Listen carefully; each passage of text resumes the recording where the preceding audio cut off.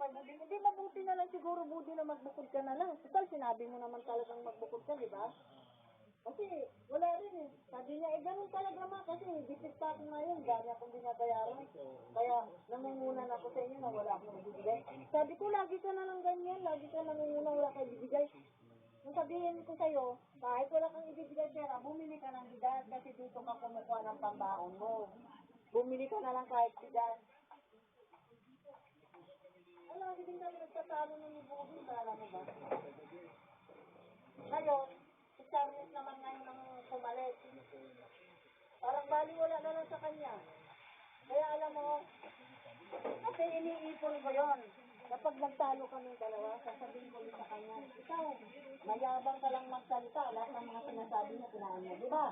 Galit ka, nakukuha ka ng bigas para babaonin mo. Ngayon, anong ginagawa mo, di ba? Dito din sa bigasan, binibigay ng pera, ano mo rin, kinakain mo rin. Kaya, yung isang araw nakikita niya kasi nakikita niya kasi. Sabi niya, ang dami niya na. Yung ano ba yan? Sabi niya, ay, yung galing sa trabaho, sabi ko, hindi niya natin mo yan. Sabi niya, pwede kayo dyan kumuha kasi para naman sa lahat yung binigay niya atin. Maling naman talaga sa trabaho ni Rex, binibigyan kay Rex. Pero ito, di ba may natira pa dito ang konting silingar na dala mo? Bumili ako ng balik, ito hapon yung whole meal. Naubos mo na yung binigay ko marami? Oo, kasi nagtagkasi din, Charmy. Yung marami kong binigay? Oo, pinag-iimay silang lahat, diba? Ito na nga ilalagyan, wala nang laman. Ano nga yung nirek sabi niya, binigay mo sa mama mo na baka hindi ginagamit kaya. Hindi, alam ko eh. Kasi marami ako maglalagay ng creamer, kaya bumili gatas eh. Kaya pala eh, dapat mo sa maraming kape kung sa creamer. Isang kape, yung isang steak. Ayun yun. Tapos lagyan ko ng 2 kutsarang Hindi, dami. Oo. Ang bilis na ako ba siya?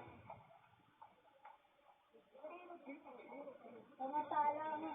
Ako, mama, kalahating kutsarita ng asukal na pula. Mas marami ang kape ko. Ako kunti lang ang ang asukal ko, kaya ang daming asukal. Ito, asukal to, binuhos ko. Basta kayo, no? Ay, hindi dito. Oo, marami. Kunti lang kayo ng asukal. Hindi marami. Mas maraming gatas eh. Mas Tito Robert ko, hindi din gano'n nag-asukal yan. Kunti lang din. Kung nandito si Buden, baka ubos na yung mga binigay mo. Grabe mag-asukal yun. Ano na babo yun? Sabi lagay yung face mask ng tingin. Ayan lang. Sa tabi ng ng battery na double A. Ako mo dyan sa mga bilik.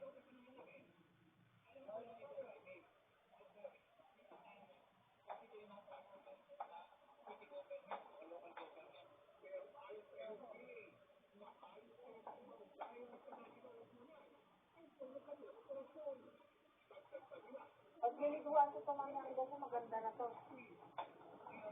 Nasa maligo bago matulog. Tapos bukas, bago kami umalis, lagyan ko nito. Maaga kami aalis eh. Para makatinda pa ako sa hapon. Kasi minsan nadating kami 1:00, 2:00. So sayang. Naglalatag pa ako. Maaga lang pala kayo nakakita. Pag maaga kami umalis di ba noon maalis kami minsan 9:00, 10:00. Ano oras na kami dumadating?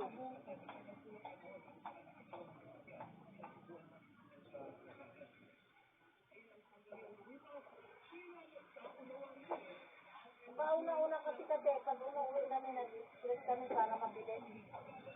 Mantakin mo, nakukuha ng express mula Baklaran. Mula Baklaran dito sa Alabang. Wala pang kalating oras. Lumilipad dito. Bilis, nakakatakot na eh. Lumilipad. Sabi ko, pag nabangga tayo nito, nakakatakot.